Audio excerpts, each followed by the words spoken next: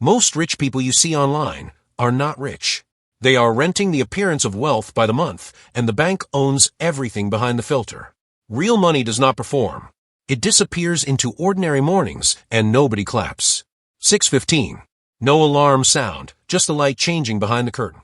You wake up before the city does, not because a mentor told you discipline equals success, but because your body simply stopped needing to be told. The apartment is quiet. Not empty. Quiet.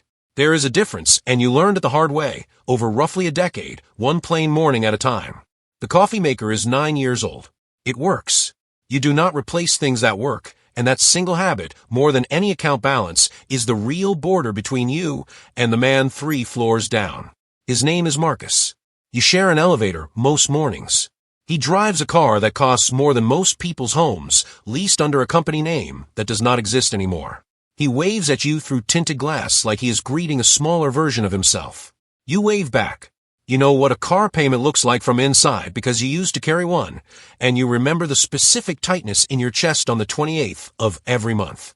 You do not carry that tightness anymore. That is the whole story if you strip away everything else. Here is the part that will annoy some of you. Being quiet with money is not humility. It is defense. Every dollar you do not show is a dollar someone cannot ask you for, cannot sue you for, cannot resent you for. The people who scream their net worth online are begging to be seen, and being seen when you actually have something is the single most expensive habit a person can develop. Something shifts. Not in your bank account this morning, but in your posture. You stand a little straighter waiting for the elevator, not from pride, but because nothing is chasing you anymore. 8 o'clock. You open one screen. 10 minutes, maybe 12. The portfolio moves a small amount overnight, up or down. It does not matter which because you are not checking it to feel something. You are checking it the way a person checks the weather. Useful information, not an emotional event. Marcus checks his numbers 11 times before lunch, and every red number takes something out of him that he cannot get back by evening. Wealth that requires constant attention is not wealth. Is a second job wearing a nicer suit. The rule from this hour of your life is short. Whatever you check obsessively, you do not actually own. It owns a piece of your attention instead.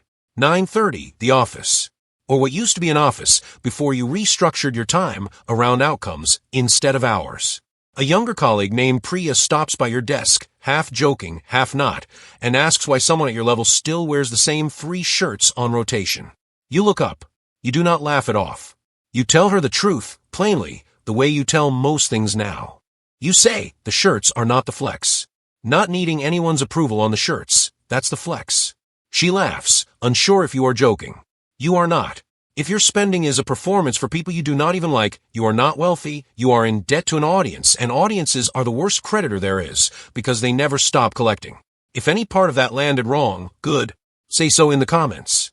Half of you were raised to believe visible spending is proof of arrival, and unlearning that costs more than any of us admit out loud. Noon. Lunch is simple, and it is simple on purpose, not from scarcity.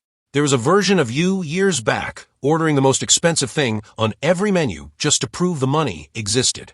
That version was tired constantly, and broke more often than anyone around him suspected, because performance and reserves cannot occupy the same bank account for long. Something shifts. Not in what is on your plate, but in what you no longer need your plate to say about you. 1 in the afternoon, a phone call from your mother. Her water heater failed overnight. 20 years ago, this call would have meant a calculation, a delay, an uncomfortable conversation about timing. Today it means 4 words.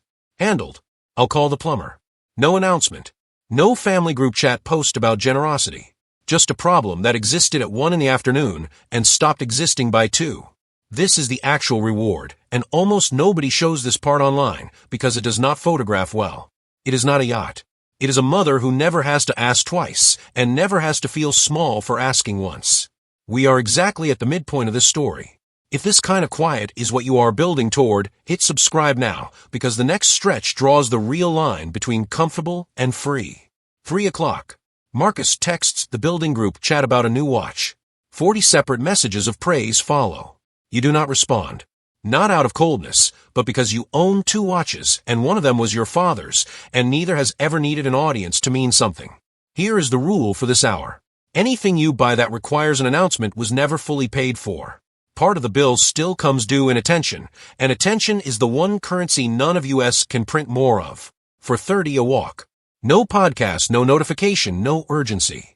This alone would have been unthinkable in your 20s, when every unclaimed minute felt like a missed opportunity. Now stillness is not wasted time. It is the dividend.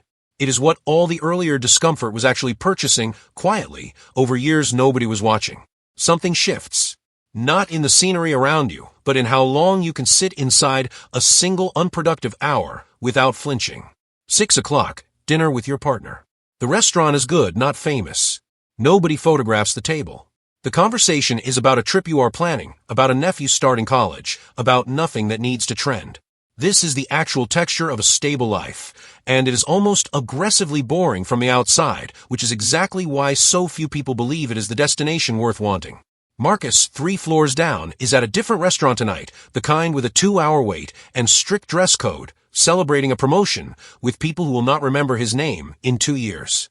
He will post about it tomorrow. He will get thousands of reactions from strangers and 0 calls from anyone who actually needs him to be okay. You will not post anything tonight. Nobody outside this room will know dinner happened at all. The rule here is the hardest one to accept, so sit with it. Visibility and security move in opposite directions almost every single time. The more people know about your money, the less safely you actually get to keep it, both financially and emotionally. 8:30, home. One more small habit closes the day, the same one that opened it. You check nothing. No feed, no numbers, no comparison. The evening simply ends uneventfully the way most of the best days in a wealthy life actually end, which is to say, without anyone outside these walls ever knowing happened. Back to the open loop from the beginning. Here is the missing piece. The result was never the point. The mornings were. 10 years of unremarkable mornings, stacked one on top of another, is what actually built the silence you are living in now. And silence, once you have real money, stops feeling like absence and starts feeling like the reward itself. Being wealthy, quietly and completely, does not make you lonely. It makes you unbothered.